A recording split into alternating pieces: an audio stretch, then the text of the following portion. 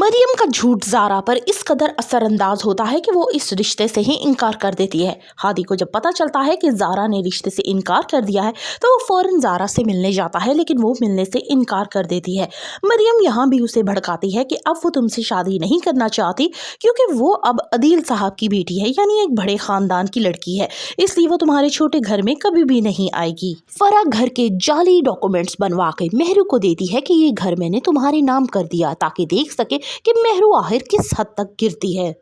मरियम मुसलसल ज़ारा के दिमाग में शक डालने की कोशिश कर रही है कि हादी अब मुझ में इंटरेस्टेड है, यानी ज़ारा में अब कोई दिलचस्पी नहीं रही। ज्यादा बेहतर है कि ज़ारा इस रिश्ते को खुद ही तोड़ दे।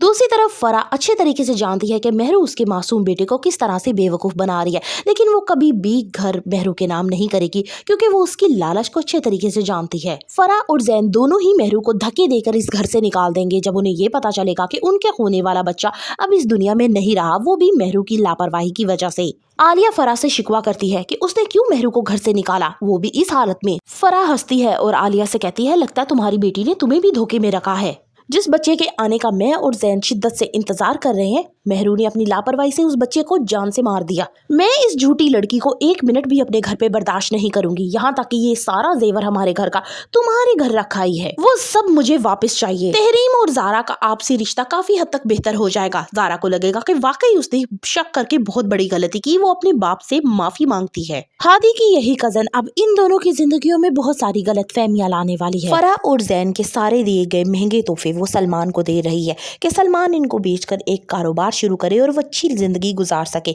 लेकिन वो ये नहीं जानती कि सलमान तो सिर्फ उससे बदला ले रहा है, धोखा दे रहा है और वो जल्द ही ये सब कुछ लेकर रफू चक्कर हो जाएगा।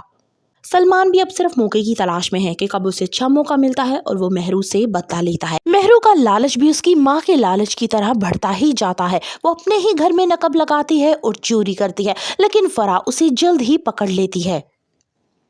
जैन अपने आने वाले बच्चे की तैयारियों में मसरूफ होता है। वो बहुत ही ज्यादा खुश होता है, जबकि वो ये नहीं जानता कि मेहरू ने उससे कितना बड़ा झूठ बोला है कि वो बच्चा अब इस दुनिया में नहीं रहा। ड्रामे की कहानी में जल्द ही बड़ा क्लाइमेक्स आता है जब फरा मेहरू की गोद भराई करती है और सारे अपने अजीजों कारेबर दोस्तों को बुलाती है। फरा के दोस्तों में वो लेडी डॉक्टर भी शामिल होती है जो फरा को बताती है कि मेहरू का तो मिसकैरेज हो गया है और ये अब की बात नहीं, ये तो काफी टाइम हो चुका है, क्या इसने तुम्हें नहीं बताया।